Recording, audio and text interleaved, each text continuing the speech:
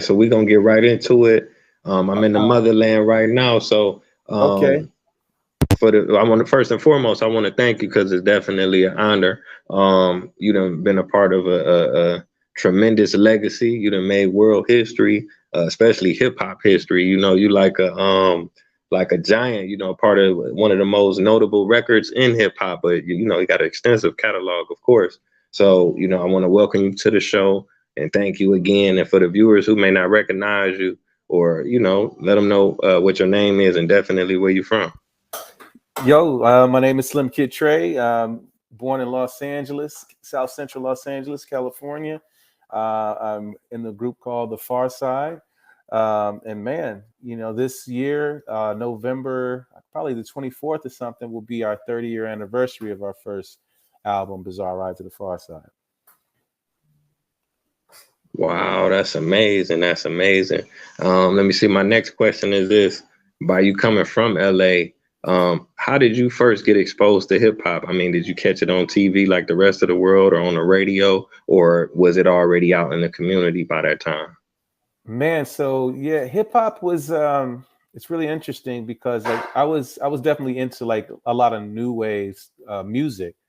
And so you know, just being in that zone, I was a skater, you know what I mean, but I was also a breaker too. So there was a lot of there was a lot of music back then that was, like Egyptian Lover and R9 and that whole deal, like for breaking. So like the hip hop aspect of it wasn't necessarily like at the forefront for me at that point.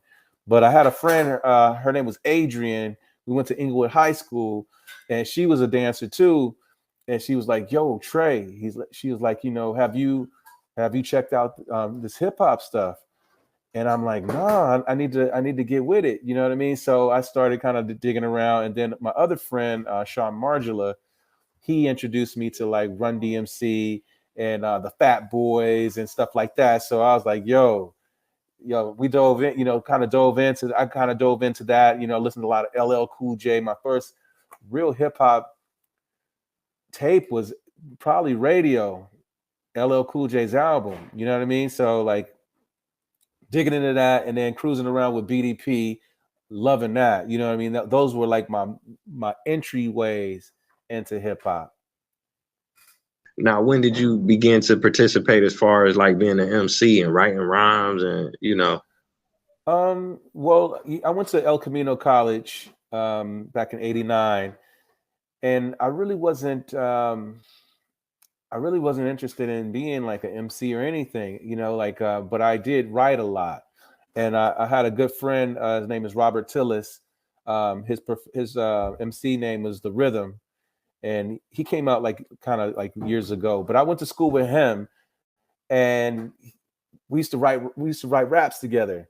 And so I was just like writing raps for him, you know what I mean? Like and that was kind of like the start of it. I think what I was doing at the time is still, like we were in the dance scene pretty heavy, me and Imani, and we would like travel all over Los Angeles, Bakersfield, everywhere, just battling other dance crews. You know what I mean? So, and then like I kind of sang as well, so we connected with the boys, um, this Motown act, and they're most known for their song "Dial My Heart."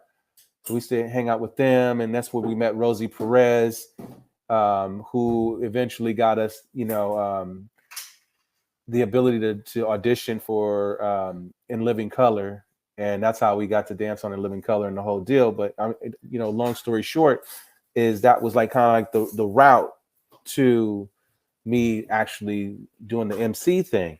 And so circling back to Robert Tillis, he introduced me to Jay Swift because his girlfriend was Jay Swift's um, his girlfriend was Jay Swift's sister. You know what I mean? So, and Jay Swift produced Bizarre Ride to the Far Side. So that's the whole full circle of this. So like, yeah, we were like, me and Imani were definitely like kind of in the trenches, like, to be like kind of like singers or whatever.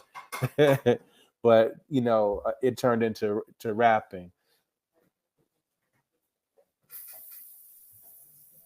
Oh, okay, man. That, you just done steered some hip hop history. You took it all the way back to In Living Color. That's what's I mean, up. honestly, it's a lot to unpack. You know what I mean? So it's like for people to catch up, they can check out other like interviews and documentaries because like Right. I'll try to have all this thing in one little pill. It's like it's too much to unpack. You know what I mean? But it was definitely an awesome route to doing this. Right, right. And then you mentioned, like you say, you got like a background in singing, because y'all do have some harmony with y'all flows and styles, like, you know what I'm saying? And it's Yeah, like that became a thank you. trend, you know what I'm saying? Yeah, definitely, Yeah, definitely. yeah. What's really funny is like back then I know y'all I mean influenced. we couldn't sing. We didn't. I mean, we sound like the Chicken Club. You know what I mean? Like we would like sing for people. We didn't really have our stuff together, but didn't let that stop us. Obviously, kept practicing and working on the craft, and here we are. Right, right. But I'm just saying, you could hear it, that y'all influence so many people, man. You know what I'm saying? So Yeah. that's what I'm saying. Even y'all might have not been full-fledged R&B singers, but can't keep running away. And then, just different Yes, stuff. sir. Now that's what rap is now. You know what I'm saying? Y'all was a part of that. Right. So that's Right. phenomenal.